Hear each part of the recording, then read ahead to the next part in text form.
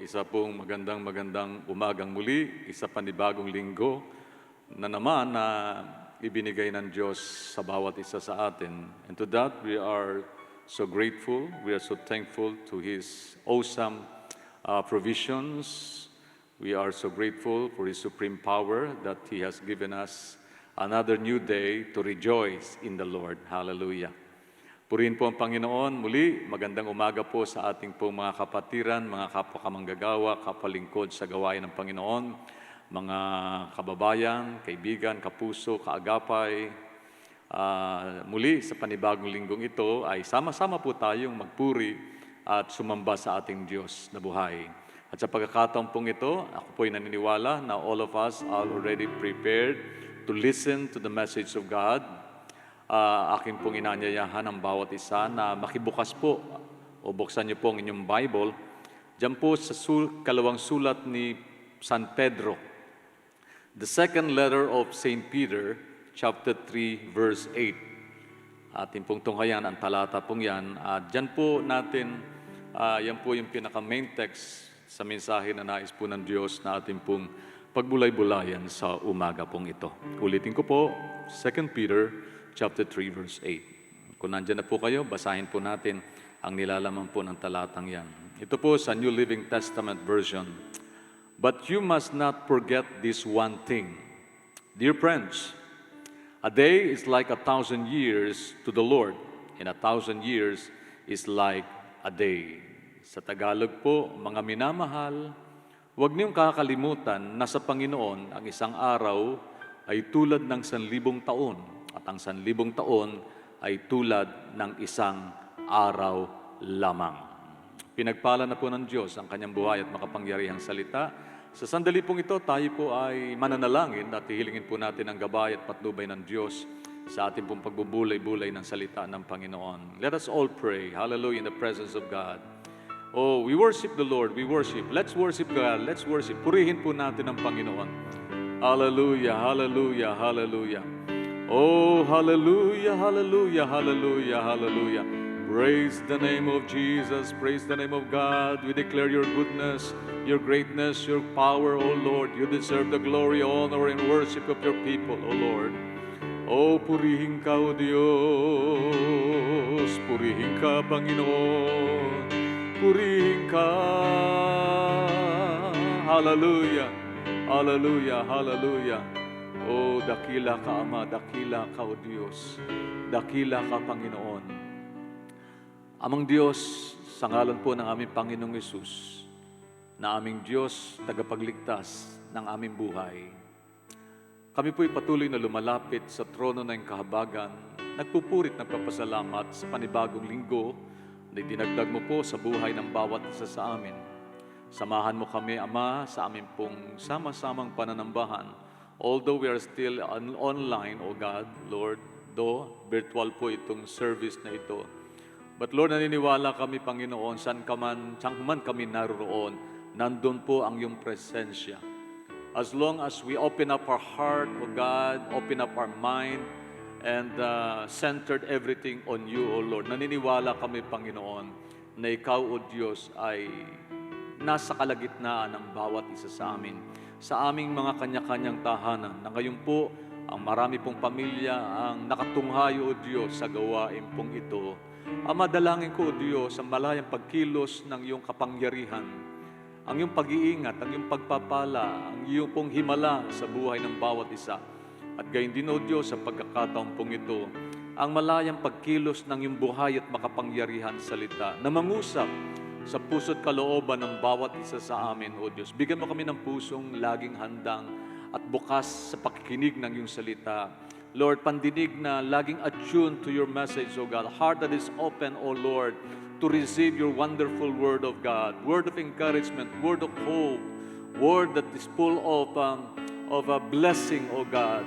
Salamat po, Panginoon. Make use of your humble servant, O God.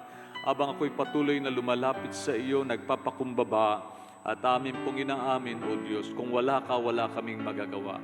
Lord, speak to each and everyone's heart, O God. Teach us, O Lord. Correct us if there is something wrong that we have done, O Lord. Forgive us from all of our mistakes and wrong things and sins that we have committed, O Lord.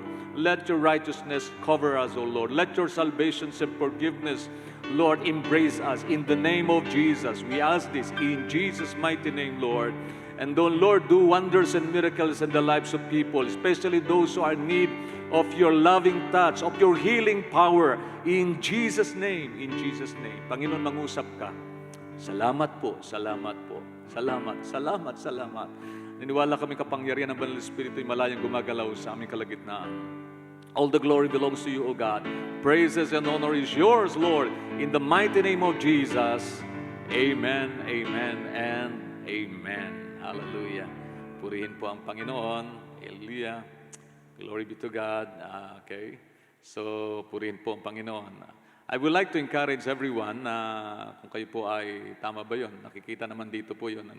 Yung to open up, yung inyo pong picturean nyo po ang inyo pong mga sarili-sarili.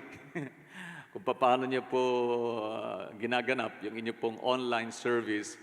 At isend nyo po sa atin through Facebook account po natin sapagkat iyan po natin, ipipicture po natin yan sa ating pong darating na anniversary celebration online. Okay, so bibidyohan po natin ang lahat ng yan. Please lang po, kung paano nyo po binibigyan ng halaga, ito pong ating online service sa inyo pong mga tahanan. Kunan nyo lang po ng picture yan and send to us. Oh God, ito naman po para sa kaluwalhatian po ng Diyos. Salamat po ng marami. Amen. Hallelujah. So patuloy po tayo sa ating pong pananambahan at ngayon po ay ating pong pagbulay-bulayan ang salita ng Panginoon. Hallelujah. If you have already read the insight that I have shared this early morning sa bawat isa sa inyo, kaugnay po itong mensaheng ito doon sapagkat napakahalaga po na sa panahong ito ay ating pong, o malinaw sa ating pong kaisipan, yung pangako ng Diyos, kung ano po ba yung ating inaasahan. Ito rin pong minsang ito ay karugtong nung nakaraang linggong message. If you will recall, the message that we shared together last Sunday, it has something to do with preparing ourselves. Whether you are ready or not, Jesus will come.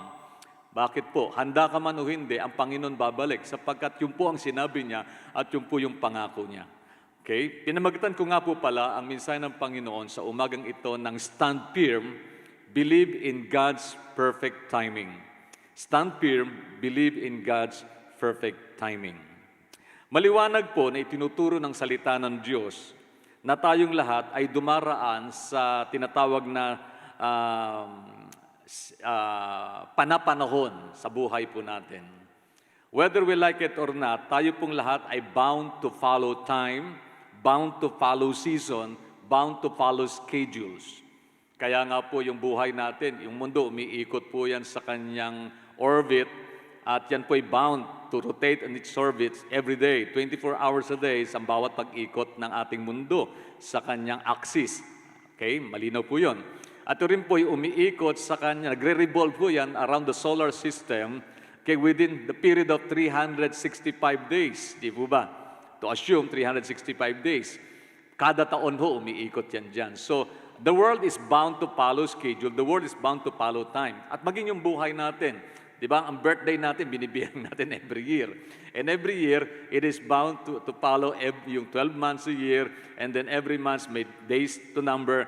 And days, mayroong hours to count. Yung hours, may minute and seconds. Whether we like it or not, ang buhay po natin ay bound to follow schedules.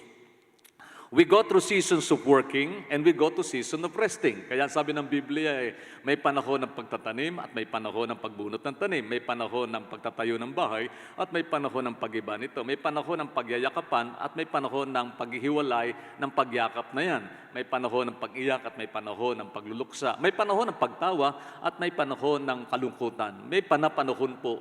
At whether we like it or not, that the reality of life in this world, we are bound to follow schedules. Ayan. Ang problema lang po, there's an argument because with regard to schedule, God talks over and over again about the season of waiting. Yung bang panahon ng pag-aantay. At dito po tayo nahihirapan. Sa totoo lang, marami pong Kristiyano nagtatanong, kailan po ba matatapos itong krisis na ito? Sino nga po ba ang hindi nagnanasa na matapos na ito?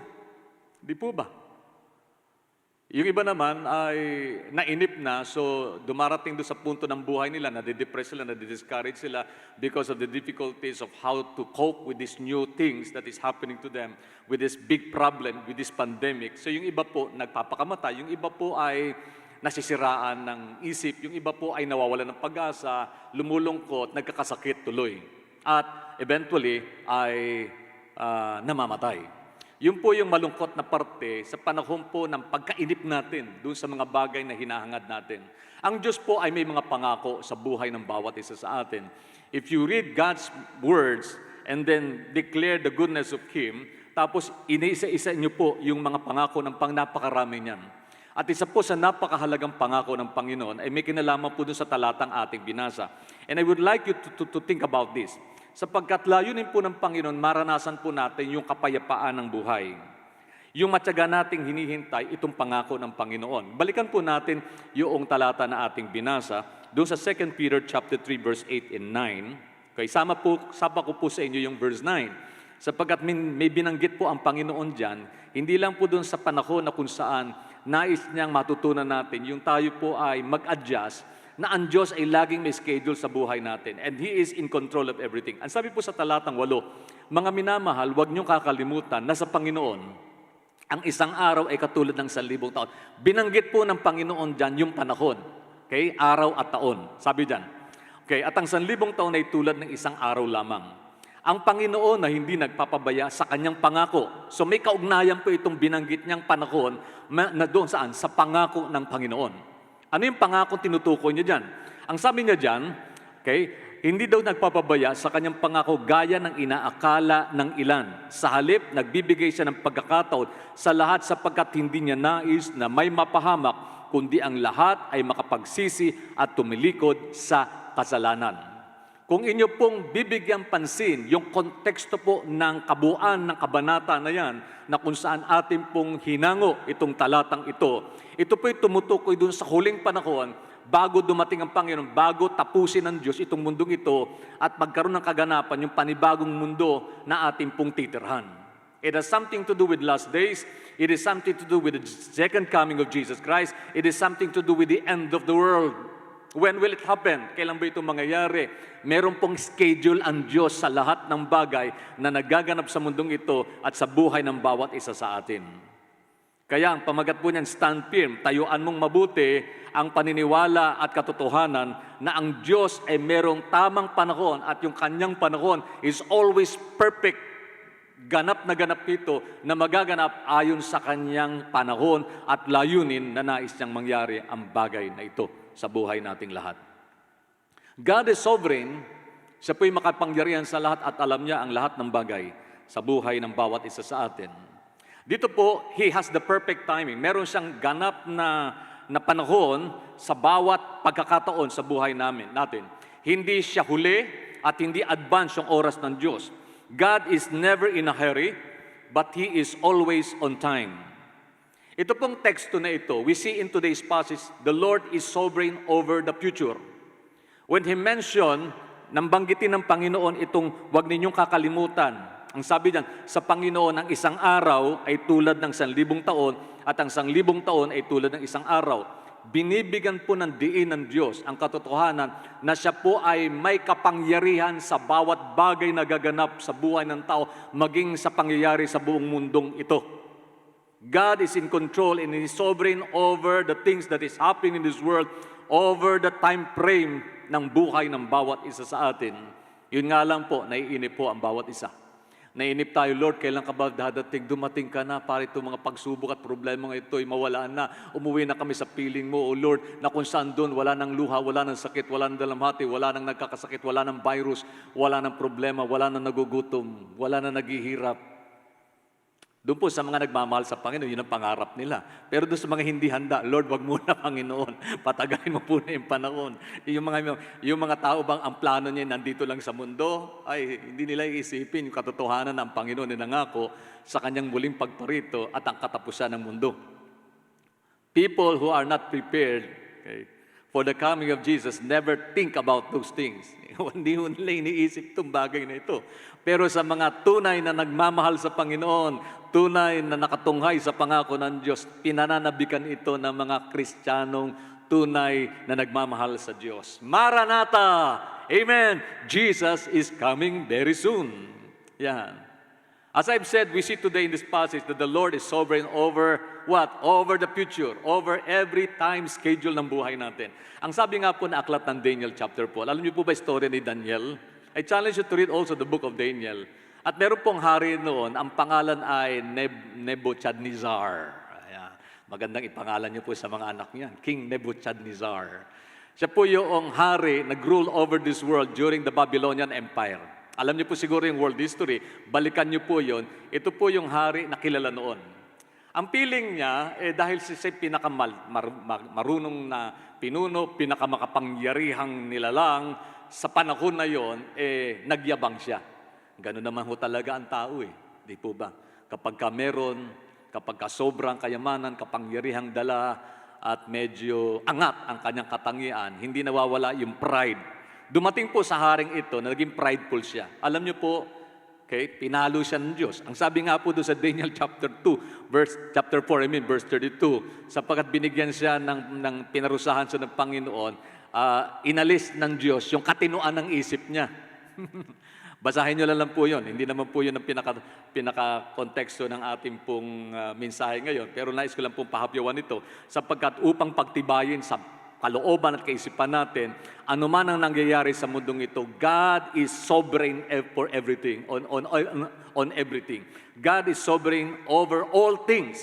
Ang sabi nga sa Daniel chapter 4 verse 32, sabi yan, ipagtatabuyan ka sa parang at doon maninirahan kasama ng mga hayop. Ito po yung palo. Ito po yung judgment ni Lord kay King Nebuchadnezzar dahil sa kanyang kapalaluan. Ang sabi ng Panginoon, kakain ka ng damo tulad ng baka, 7 taon kang mananatili sa gayong kalagayan hanggang sa kilalanin mong nasa ilalim ng kapangyarihan ng kataas-taasang Diyos ang kaharian ng mga tao at maaari niyang ibigay ito kanino man niyang naisin. Kaya kung nagmamalaki tayo na tayo po ang mamumuno sa bansang ito sa darating na eleksyon, kapatid, kung hindi kalooban ng Diyos, sorry to say. Bakit? Kasi ang Diyos pa rin ang may control. Ang sabi po ng banal na kasulatan, ang kaharian ng mga tao ay nasa kontrol ng Diyos, nasa ilalim ng kapangyarihan ng Panginoon at maaari niyang ibigay ito kanino man niyang naisin. Kaya nga, pagka pinag-usapan po yung future natin, who is in control of our future? Not our plans, not our programs, not our personal prowess, but rather it lies on the very hands of God.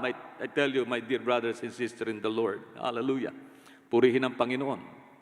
Ngayon, balikan natin yung pangako ng Panginoon doon sa 2 Peter chapter 3. Anong sabi po doon? Hindi niya pa daw tinutupad yung pangako ngayon sapagkat, nais na rin daw po, sabi po dyan, ang pangako ng Diyos, naghihintay tayo ng bagong langit at bagong lupa na paghaharian ng katwiran. Ang tanong po dito as we look forward, who among us, think about heaven?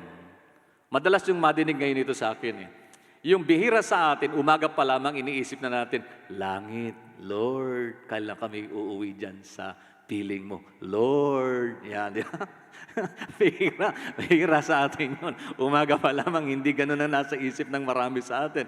We think about our days, we think about our daily programs, we think about our dates, we think about our works, we think about our activities, saan man yan, trabaho, bahay, o ano mang plano natin sa buhay. We think about yung kakain na tayo sa labas kasi medyo naapis na daw. Meron lang medyo strict na implementation ng mas matinding restrictions. So ano nga ba talaga? So iniisip natin yon. But who among us think about, Lord, baka dumating ka na ngayon? Yeah.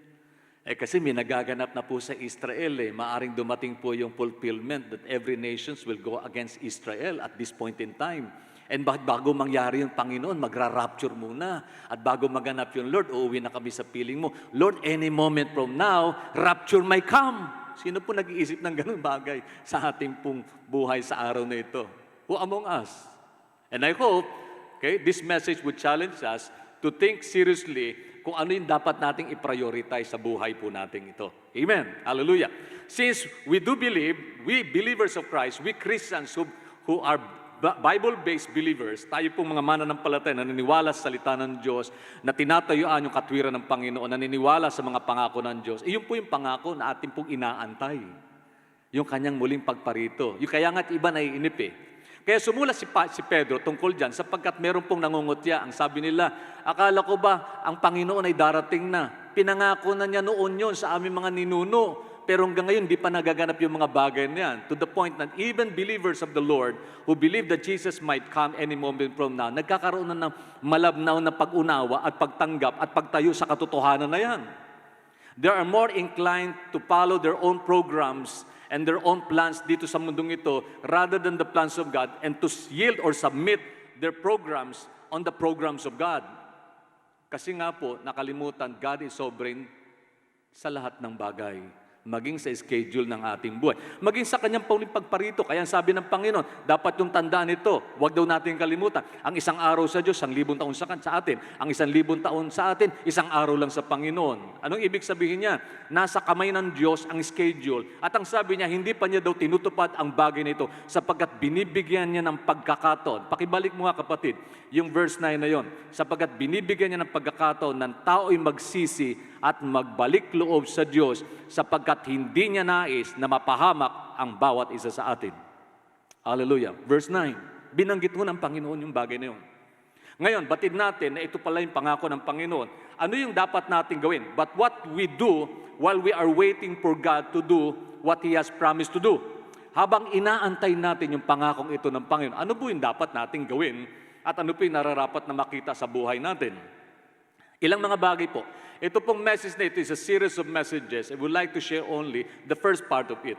Una, trust in the Lord. Continue to trust in the Lord as we wait on the promise of Jesus coming. Habang inaantay natin ang muling pagparito ng Panginoon. Amen! Hallelujah! Mga Christians, hello! Rejoice! Jesus is coming! And any moment from now, Jesus might come. Salamat sa katahimikan. Hallelujah. Praise the name of the Lord. Glory be to God. Dapat nagre-rejoice tayo eh. Kasi meron tayong special na bisitang darating. Sasalubungin natin. At dadalhin tayo sa mas magandang kalagayan sa buhay. Amen. Pero ano dapat natin gawin as we wait on the coming of the Lord, as we wait on the end of everything? Okay? Continue to trust in the Lord. Patuloy tayong magtiwala sa Panginoon. Bakit ito napakahalaga? Sabi kasi ng Panginoon sa kanyang mga salita, sa huling araw, bago dumating ang wakas, ang tao ay maglalamig sa pananampalataya, okay, mawawala yung pag-ibig nila sa isa't isa, tatalikod sa kanilang faith sa Diyos, lalaganap ang kasamaan, paniniwalaan ng marami, hindi na yung truth, okay, yung absolute truth, kundi yung relative truth na lang, kung ano yung totoo sa tao, kung ano yung pananaw ng marami, kung ano yung fake news, yun na lang paniniwalaan, pero yung absolute truth, hindi na. Kaya ano dapat natin gawin bilang mga Kristiyano? Trust in the Lord. When your prayer seems to be answered immediately by God, you may be tempted to stop trusting the Lord. Di ba? Halimbawa, may mga prayer tayo. At ako naniniwala, hindi lahat ng prayer natin may sagot na kaagad ang Diyos. May mga pagkakataon, Panginoon, bakit ganun, Lord? Hindi pa rin ako pinaggagaling sa aking cancer. O Panginoon, bakit ganito? Hanggang ngayon wala pa akong trabaho, Lord. 1 year ko na pinagpipray. Yan. Ang tanong ay, ang Diyos ba hindi sumasagot? O ang Diyos ba'y bingi? Ang Diyos ba ay absent when we pray? Ang Diyos ba hindi nakakabatid, hindi nakakaalam ng ating kalagayan? Or simply, meron lang siyang panahon na inaantay sa atin o may mga pagkakataon siyang inihahanda para sa atin upang ating makamit yung bagay na yun sa darating pang mga araw at pinaghihintay pa tayo. Kaya lang, hindi normal sa tao kasi yung nag-aantay ng matagal. Naiinip tayong lahat. Sino nga po bang hindi nagmamadali? Kung kayo po'y nakapila sa napakahabang pantry. Kalulungkot naman, no? Okay. Hindi natin naman maalis ang katotohanan that everybody is in need today. Tapos kung ikaw naman mamimigay, nakita mo na napakahaba ng pila, maaga pa lamang, bakit ka mag-schedule ng tanghali mo ibibigay? Nagugutom na sila ng 9:00. Di ibigay mo na ng maaga. Magsakripisyo. Total, you are willing to give. Sakripisyo na yung oras mo na ibibigay mo na sa tamang takdang panahon na kailangan ng tao. Ang taong nalulunod, hindi mo na kailangan tayo na 1 oras bago mo siya sagipin. You need to immediately respond to the need. If that is the case, well, nasa tao po yun. Wala po sa atin. Kanya-kanya tayong pananaw. Ang paniniwala ko po, ang tao na kailangan ng tulong, nauuho, ipainumin mo kaagad. Kasi kung ipabukas mo pa, baka kay sayang lang ang iabot mong tulong sapagkat huli na ang lahat. Anyway, patuloy natin pag-usapan ito salita ng Panginoon. Kasi kapag kayong prayer natin, hindi kaagad tinutugon ng Diyos, nagkakaroon tayo ng question. Okay? At ang malungkot niyan, okay, we are tempted to stop trusting the Lord and start chasing other gods. Yung bang humihinto tayo sa pagtitiwala sa Diyos at tapos naghahanap tayo ng ibang malalapitan para tumugon sa ating kalagayan. Trusting in the Lord may seem a little old-fashioned to many people.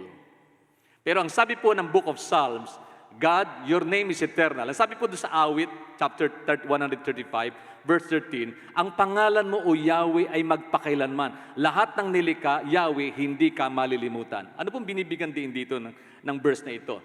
Na ang katotohanan ng presensya at kapangyarihan ng Diyos ay nandyan, magpakailanman. Sinabi magpakailanman. In all generation.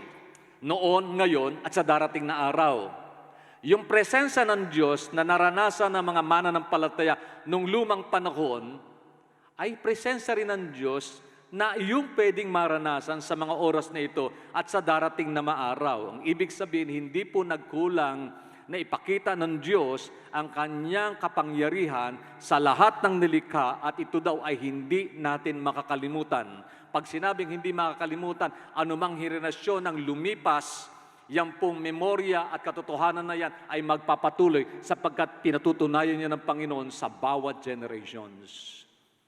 Ang Diyos po'y patuloy na gumagalaw sa buhay nating lahat at marami pong magpapatotoo ng katotohanan na yan. Amen.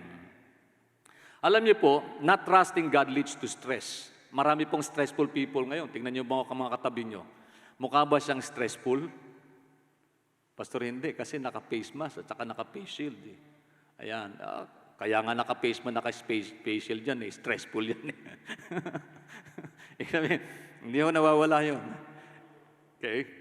And in that sense, everyone need to trust something. Need to trust something. Yung pagtitiwala. Pag-usapan natin sandali yung pagtitiwala. Okay? Ang tanong ay, kasi sa ayon natin sa gusto, kaya ka nag-face mask, nagtitiwala ka na ito'y magpoprotect sa'yo. Kaya ka nag-face shield, ganyan paniniwala ka. So, you trust on what you do. Yan. Kaya mo ginawa yan. Tama po ba ako, mga kapatid? Nandiyan pa ho ba kayo? Nanonood pa ho ba kayo sa mga oras na ito? Hindi ko kayo makita. Nakikinig pa ho ba kayo sa mga sandaling ito? I hope and I pray. Kasi kung nagtitiwala kayo sa Panginoon, nagtitiwala kayo sa message ng Lord, it will bring additional blessing to our lives. Okay? Hindi kayo, hindi nyo aalisin yung inyo pong pandinig sa mensahe ng Panginoon. Kasi sa ayon natin sa gusto, ang tao, in times of need, naghahanap yan ng pwedeng lapitan, naghahanap yan ng pwedeng tutugon, o nag-iisip yan ng paraan para matugon yung kanyang problema. The question is, what or who do you trust? Saan at kanino tayo dapat magtiwala? Our society today tends to reject, refuse, and forget the importance of trust. Or at least, we say we do. Sapagkat nangyayari din sa atin ito Di po ba?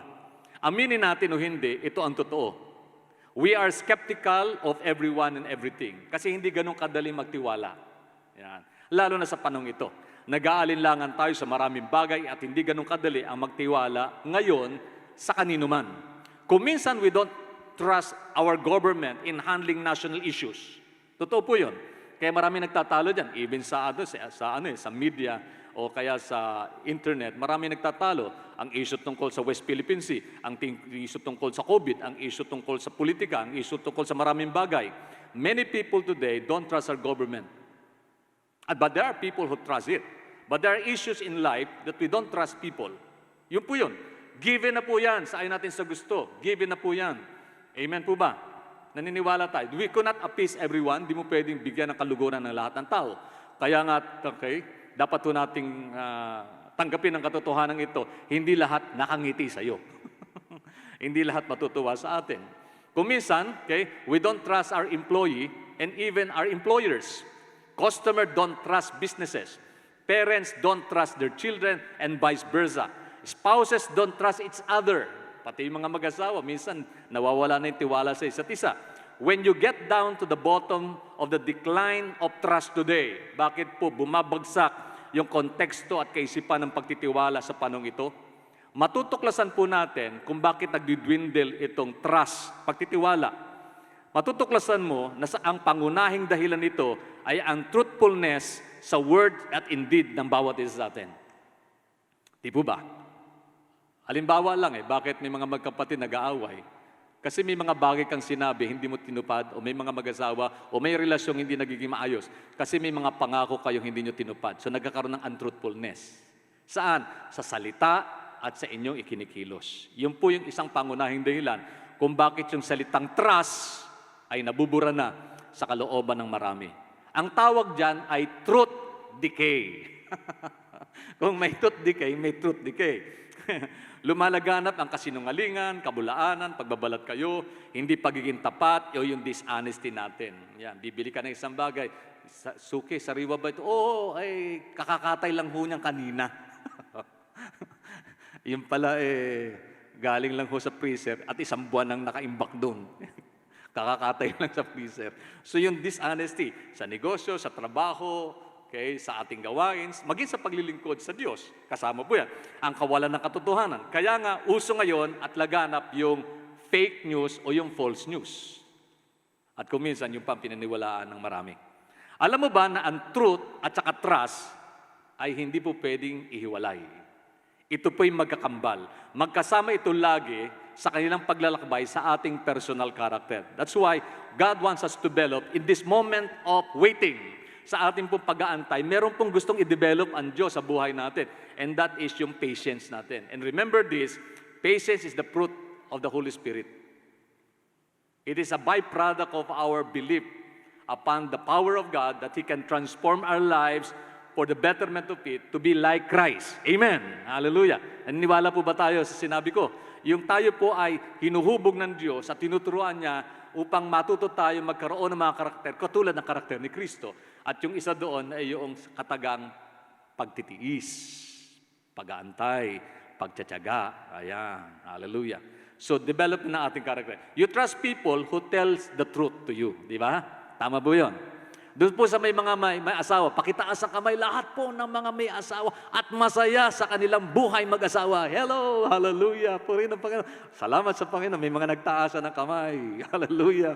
Praise the name of the Lord. Naniniwala naman po ako ron. At sino po ang hindi na natutuwa? Huwag nyo na itaas ang inyong kamay. Sarili nyo na lang. Baka mag-away pa kayo sa loob ng bahay. Yan. Hallelujah. Kasi nga, you will trust people na truthful sa'yo. And surely, magdadoubt kang magtiwala kapag ka nakitaan mo ng untruthfulness.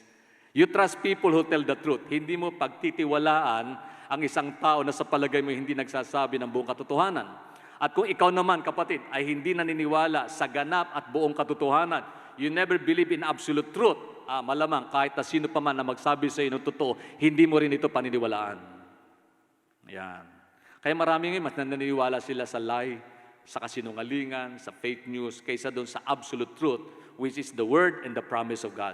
Alam niyo yung absolute truth, yung totoong-totoo at magaganap yung katotohanan yan at walang makakahinto o makapipigil para maganap yan, yung salita ng Diyos sapagkat siya yung pinagmumulan ng absolute truth. At ang tanong, naniniwala pa ba tayo doon? Okay. Now, our lack of trust causes us tremendous stress in this world. Yung kawalan ng pagtitiwala, nagdudulot yan ng sobrang stress. Di ba? Sobrang stress. Kawalan ng pagtitiwala. Subalit dapat nating maunawaan na tayo sinilang sa mundong ito para magtiwala sa Diyos at sa ating kapwa.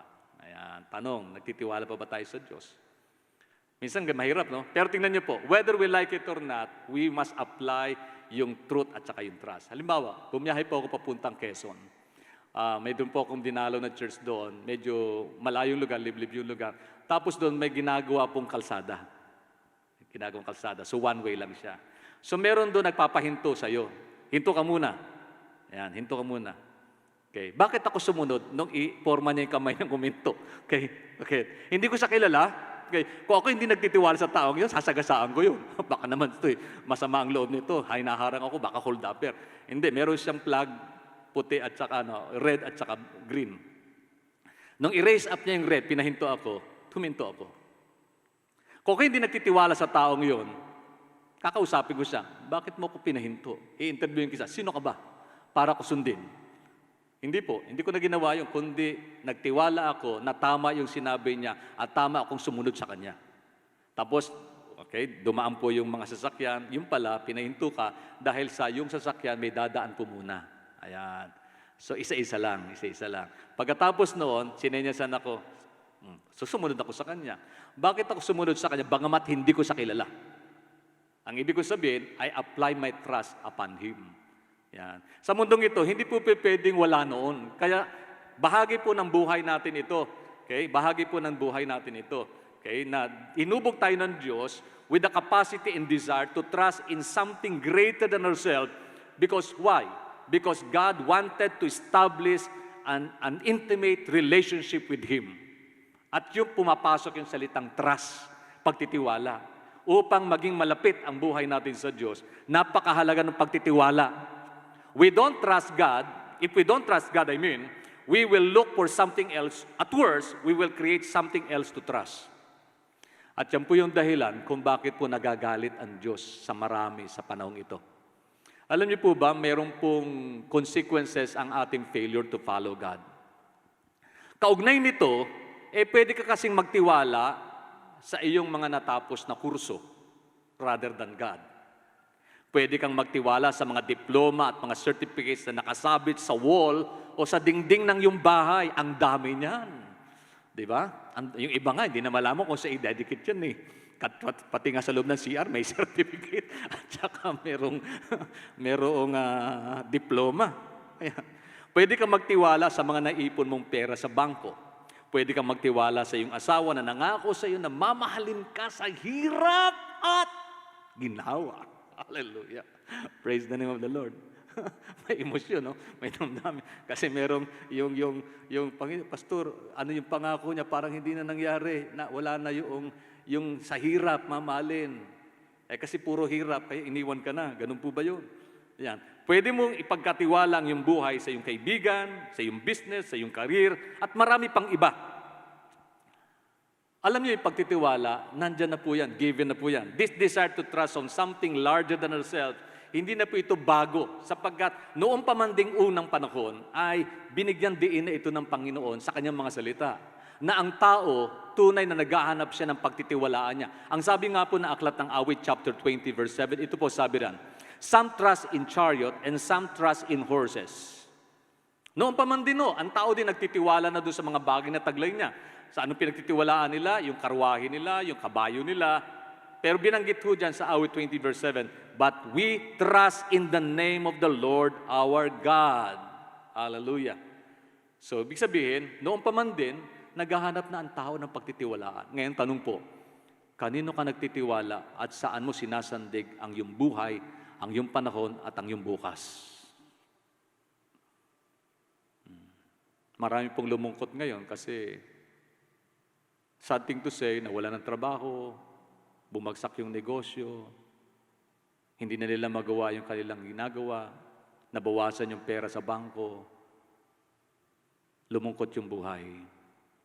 Alam nyo, hindi naman masamang magtiwala sa mga bagay, kaya nga nag-iipon eh. Di ba? Merong pinaglalaanan yan eh. Kaya ka lumalapit sa magulang mo, sa mahal mo sa buhay, sapagkat alam mo tutulungan kanila sa panahon ng kagipitan. Hindi ho masamang maganap ng tulong sa kapwa o sa anumang bagay meron tayo. Pero alalahanin po natin, lahat ng mga bagay na binanggit ko, maaring mawala any moment from now. Pwede mawala yung mga mahal mo sa buhay, pwede mawala yung trabaho mo, pwede mawala yung laman ng bulsa mo, pwede mawala yung lang kakayanan mo at hindi na uso yung kursong kinuha mo. Pero meron pong isang bagay na pwede mo pagtiwalaan na kailanman hindi mawawala sa iyo. Ang relasyon mo sa Diyos, kung pagtitibayin mo ito. Sapagkat siya'y nangako, hindi kanya iiwan, ni pababayaan man. Hallelujah. May tawag po sa Bible sa mga tao o bagay na ating pinagtitiwalaan kaysa sa Diyos. Alam mo ang tawag doon? Ang tawag po doon, the Bible calls those things as idols. Diyos-Diyosan. God says that for our own good, we need to stay away from idols. Ang sabi ng Diyos, para sa iyong kabubuti, lumayo ka sa anumang uri ng Diyos-Diyosan. At alam niyo po, ako po'y naniniwala, isa po sa dahilan kung bakit may krisis ang mundo, because of men's failure, the world's failure to worship the true God. Bakit? Kung ano-ano lang sinasamba ng tao ngayon eh. Kung isipin niyang ito na yung Diyos niya, ito sasambahin nila. Ano po sabi ng Deuteronomy chapter 4 verse 15 to 16? Sabi roon, for your own good, do not sin by making for yourself an idol in any form. The great biblical truth is that you become like that which you put your trust into. Ano yon? Ano ba yung ibig ko sabihin? Makakatulad ka ng mga taong pinagtitiwalaan mo. Halimbawa, kung nagtitiwala ka sa pera na siyang bubuhay sa iyo, anong tawag sa mga taong yon? Mukhang pera. Matutulad ka nga eh. Kung nagtitiwala ka sa galit mo na siyang tutulong sa iyo, mabuhay ka, kay magiging magagalitin ka.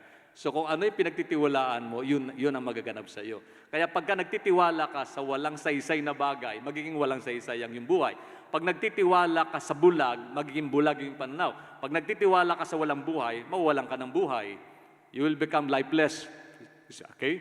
If you put your trust in gods, sabi ng Bible, or silvers, or gold, okay, makakatulad ka nila. Spiritually, makakatulad ka nila. Spiritually lifeless, blind and deaf. Ito po ang sabi dun sa awit 135. Kung itutuloy natin yung verse na yun, ito po ang sabi kung saan pinagtiwala ng tao sa mundong ito ang kanilang mga sarili apart from God. Ang sabi po dyan sa verse 15, ang mga Diyos na mga bansay gawa sa pilak at ginto. Kamay ng mga taong humugis at bumuo. Oot, mayroon silang bibig, hindi naman maibuka. Mga matay mayroon din, hindi naman makakita. Mayroon silang mga tainga, ngunit hindi makarinig, hindi sila huminga sa ilong man o sa bibig. Ang gumagawa sa kanila at lahat ng nagtitiwala, matutulad sa idolong sila na rin ang lumikha.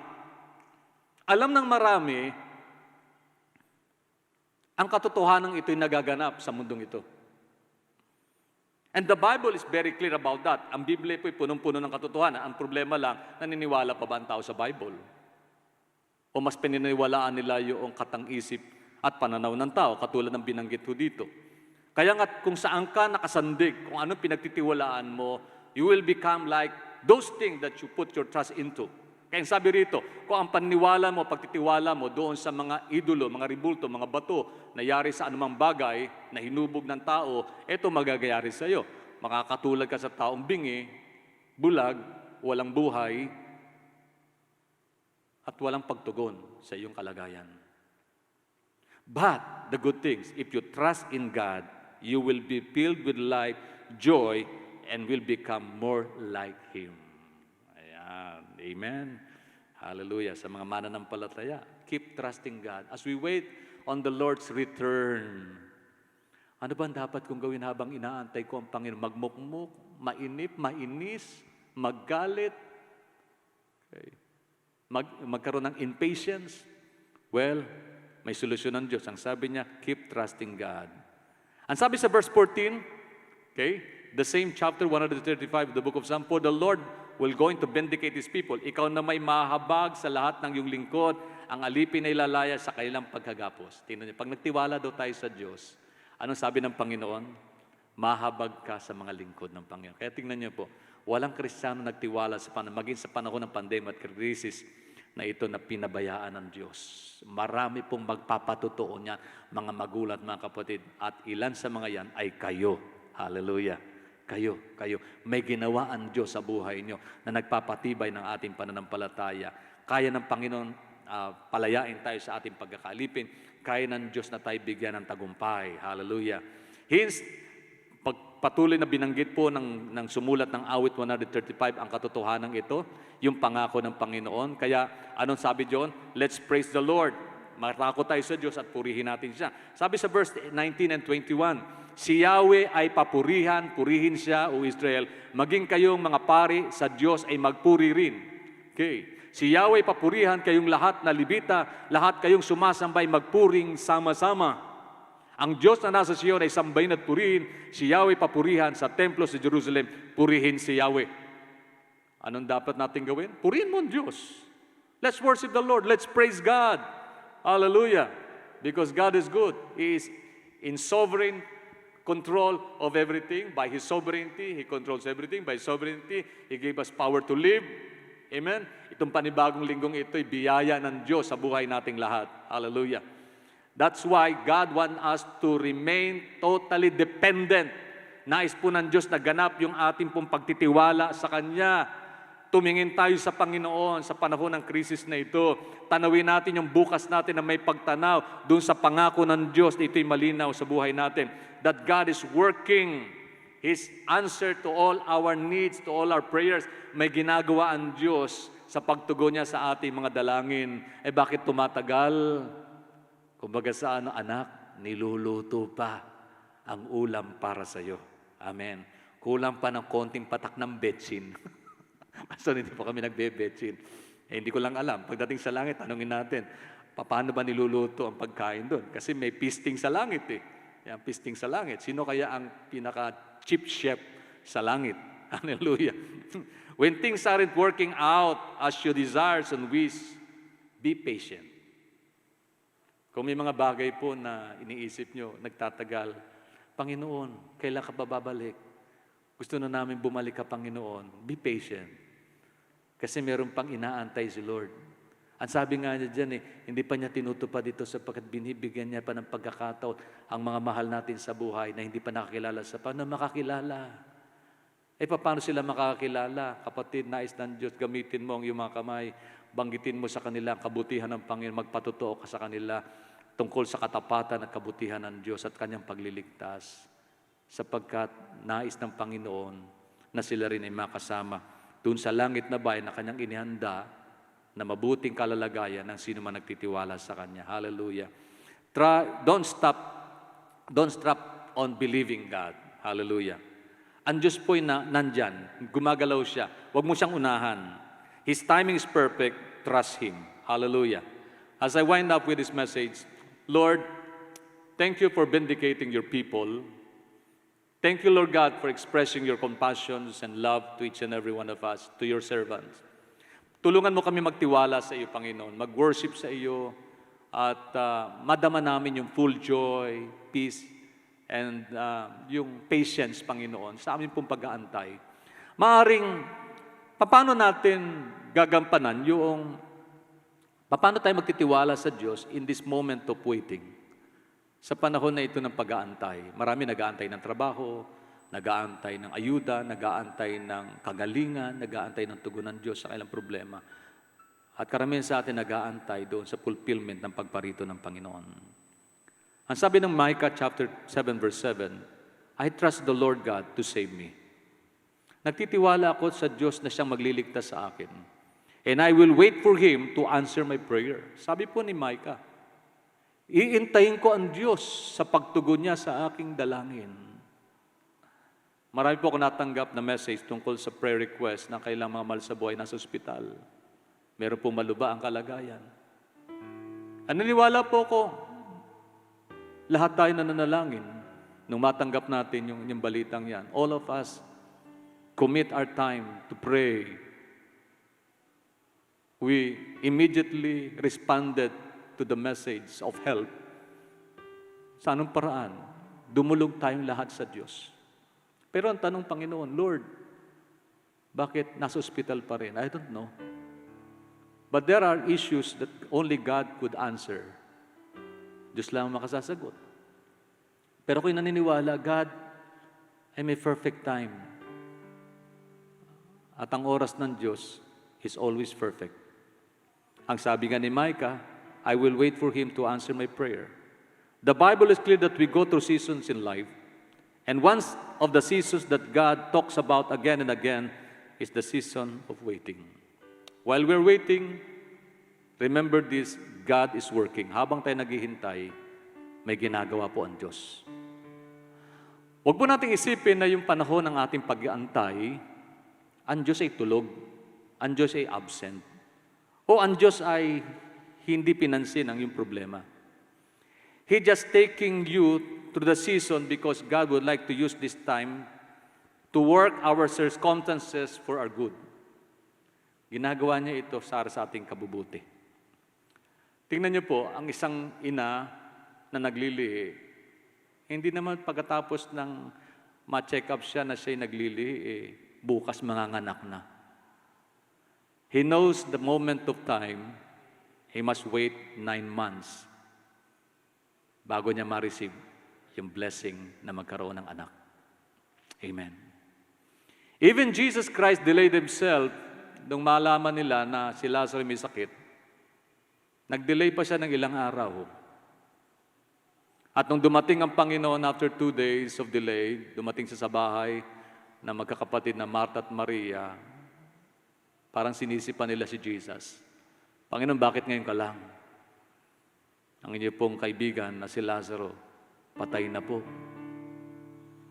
But remember this, the Lord delayed His coming, not to heal Lazarus, but to raise him up from the dead. Bakit?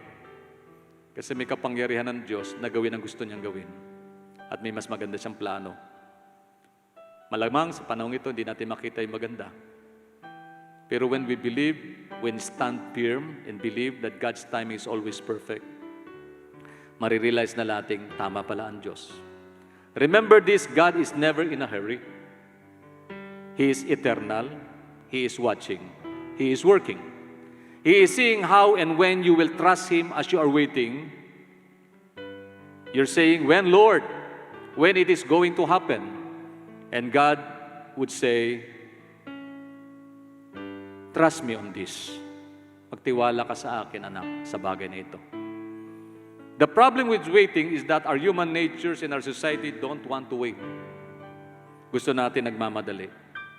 But take note, ang sabi ni Ecclesiastes chapter 3 verse 11, God says, God has set the right time for everything. Sa ibang translation, God makes everything beautiful in His timing.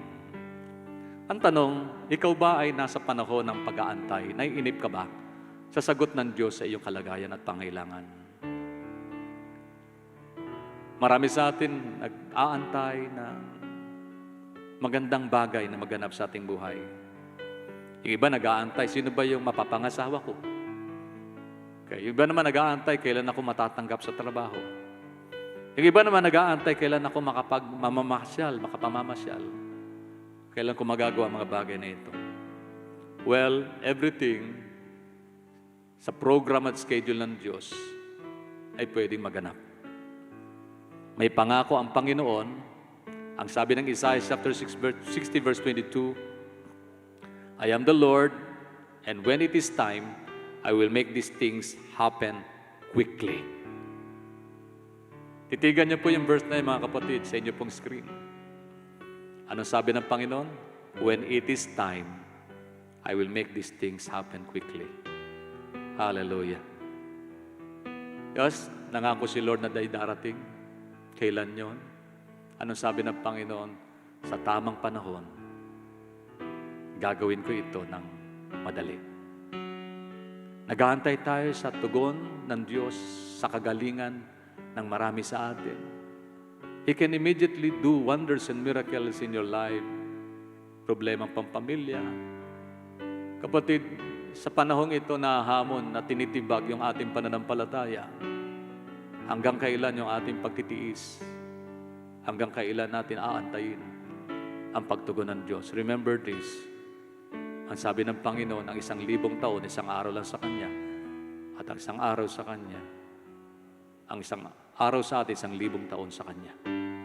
Pinapatuwatig po ng Diyos na nasa kamay niya ang tamang panahon sa bawat bagay na nais na maganap sa ating buhay. Magtiwala lang tayo. God has its perfect timing for everything. And His time is always perfect for our good. Amen. Naniniwala ka ba, kapatid? Ang mahalaga niyan, handa tayo, dumating man yung tamang araw na yon. Handa tayong sasalubong sa Panginoon, handa tayong tatanggap ng kagalingan, handa tayong tatanggap ng biyaya. Upang sa ganon, ang expression natin ay may pagpapasalamat at hindi pagrereklamo o hinanakit man lang. Kapatid, magtiwala tayo. Kontrolado ng Diyos ang lahat ng bagay, maging yung bawat panahon na dumarating sa ating buhay. Amen. Stand firm. Believe that God's timing is always perfect. Tayo pong lahat ay manalangin. Hallelujah. Hallelujah. O Diyos, aming Ama, totoo po sa panahong ito, Panginoon, yung salitang pagkainip ay nararanasan namin. Nainip kami na matapos na ang krisis na ito. Nainip kami sa amin pong mga dalangin na kailan mo ito tutugunin. Nainip kami, Panginoon, sa amin pong inaasahang bukas. Sa kabila ng pagkainip na ito, Panginoon, maaaring dumating ang ilan sa amin sa punto na mawala na ang pagtitiwala sa iyo.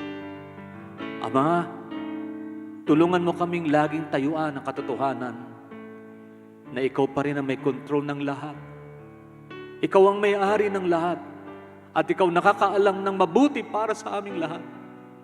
At kung may mga pagkakataon po, Panginoon, tumatagal ang tugon mo sa aming mga dalangin, O Diyos. Panginoon, tulungan mo kaming tignan namin ang aming mga sarili. Baka naman, O Diyos, yung aming pong mga bagay na dapat ginagawa para po matugunan mo ang aming kalagayan ay hindi namin natutugunan. Sinisisi namin sa iyo ang maraming bagay, pero ang failures po hindi sa iyo, kundi sa amin. At kung minsan, Lord God, na-overlook namin, Panginoon, yung moments, O God, na iyon ang binuksan ng pintuan para matanggap namin yung pagpapala, pero hindi kami nakatingin sa iyo kasi naghanap kami ng ibang maaasahan maliban sa iyo, O Diyos. Sapagkat ang tao, ganun po yung puso, ganun po yung kalooban.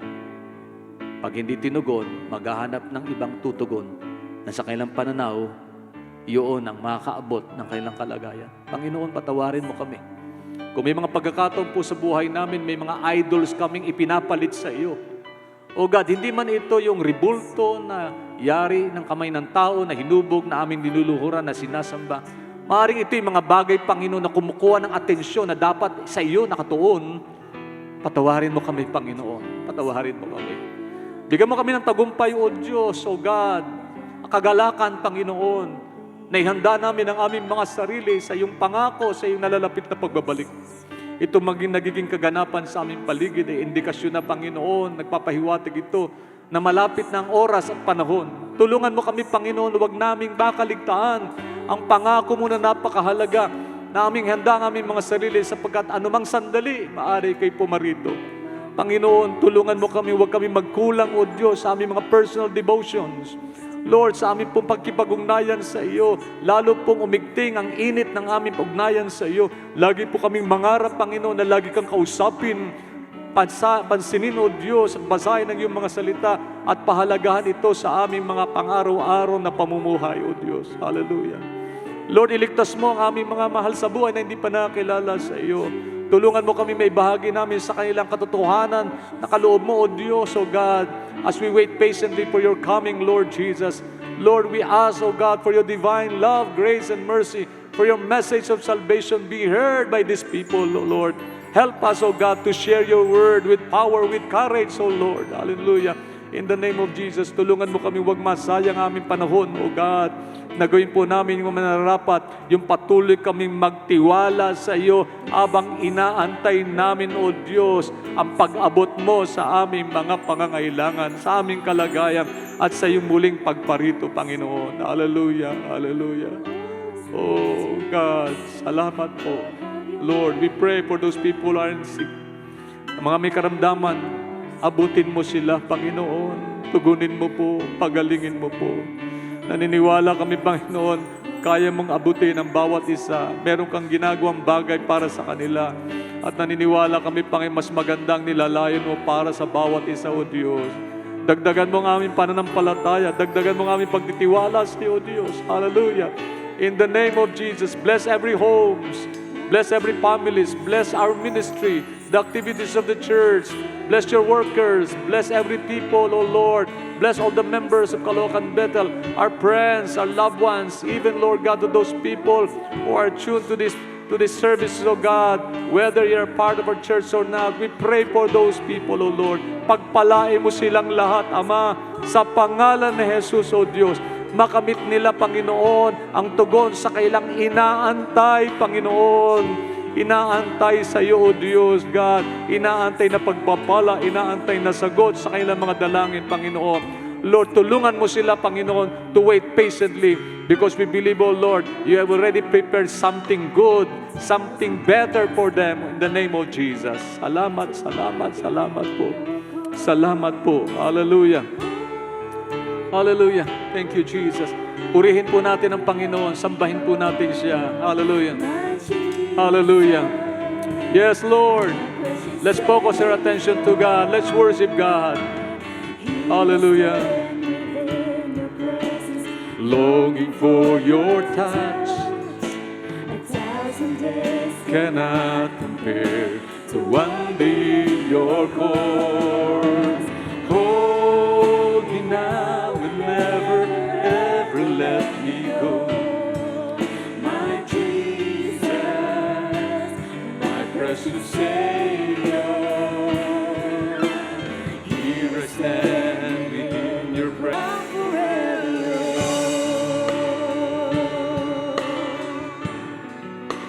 Oh Lord, hallelujah. Yes, God. Hallelujah. Hallelujah.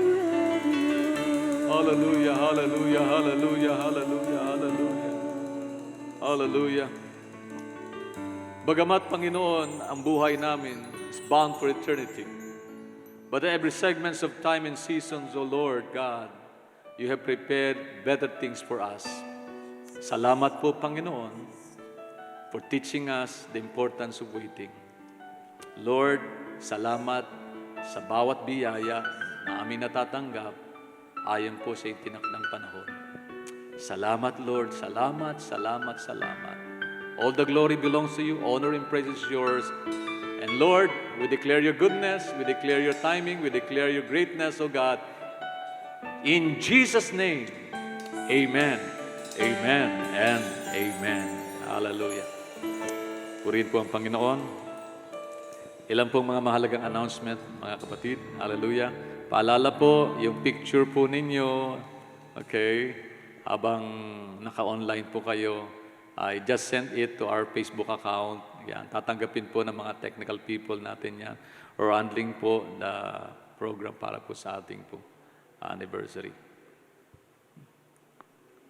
Okay, so pati po yung inyo pong mga family prayer, doon po sa nagaganap sa inyo pong sa inyong mga bahay-bahay, yung ginagawa niyo pong daily devotions, daily prayer, please just give us a picture of that, any picture, then send it to us para po may highlight po natin yun sa ating pong gagawing video presentation for our anniversary. Salamat po mga kapatid.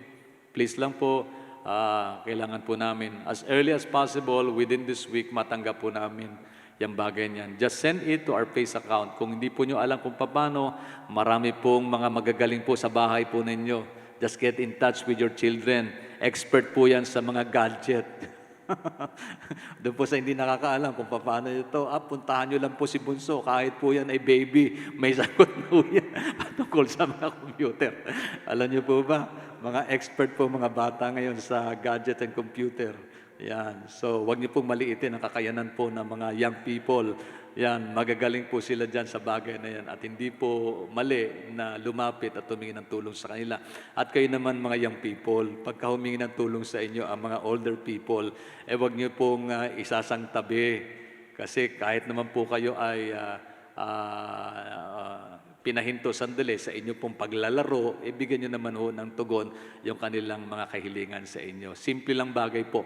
Ituro nyo lang kung saan nila pipindutin sa kanilang cellphone yung mga bagay na nilang gagawin. Amen! Hallelujah! Salamat po sa Panginoon.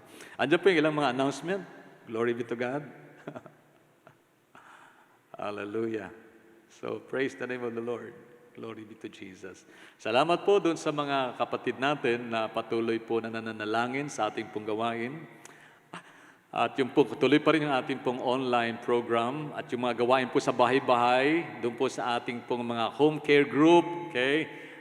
Patuloy niyo pong, ipagpatuloy po ninyo yon, gawan po ninyo ng paraan kung paano po ninyo may pagpapatuloy ang gawain yan. Doon po sa ating pong mga gawain sa kanilang mga bahay-bahay. Marami po yan.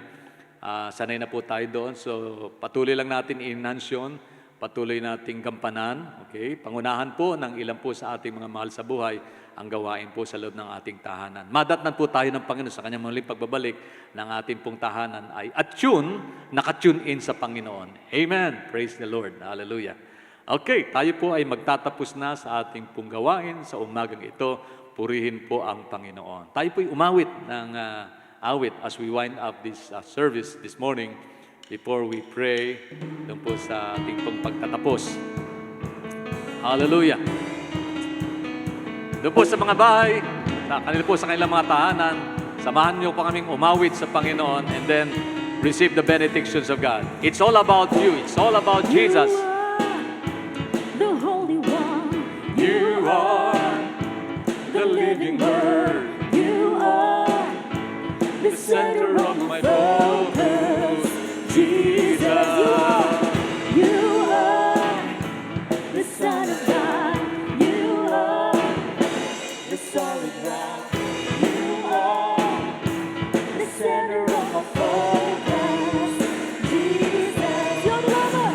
You're the lover of my soul, and I adore you only. It's all about you. It's all about you. It's all about you. Jesus. Yes, God. You are miraculous, oh God. Come on, let's worship the Lord. You are miraculous. You are supernatural. You are the center of my focus, Jesus. You are all powerful. You are so wonderful. You are the center of my focus, Jesus. You're the lover of my soul, and I adore you only. It's all about you. It's all about you, Jesus. It's all about you, Jesus. It's all about you, Jesus. It's all about you. It's all about you. It's all about you.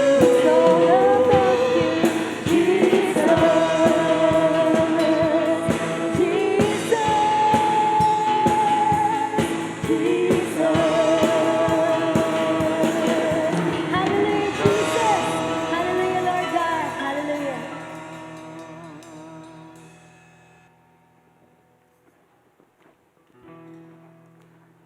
Dako po tayo sa ating pong pagtatapos, pamagitan po ng panalangin.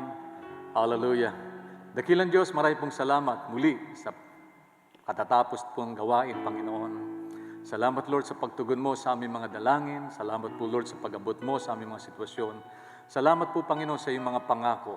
At maging mga pangako na hindi pa namin nakakamit, Panginoon. Lord, salamat po for teaching us to wait for it. And any day from now, Lord, we might receive the blessing that you have prepared for us. Salamat po. Continue to bless our homes, our loved ones, our friends, oh God, our families, our church, oh God, every members of the church, every members of our daughter churches. Lord, every workers we have, oh Lord, bless them. Bless every pastors. Bless every servant of yours. Lord, bless every ministry and ministers in the name of Jesus. Pagpalay mo pong lahat, O Diyos. Salamat, Lord God, for the healing power. Salamat po for your loving touch. Salamat po, Lord, for everything, O Lord, that we receive from you. Salamat, salamat, salamat, salamat. Ang papurit kalwalatian ay sa iyo, O Diyos, at binabalik namin sa iyo. Tapos po natin mga kamay, mga kapatid. At sa umagang ito, sa amin pong pagtatapos ng iyong gawain, taglayin ang bawat isa sa amin. Ang basbas at pagmamahal ng Diyos Ama, biyaya at patuloy na pagliligtas at pagpapagaling ng Diyos Anak.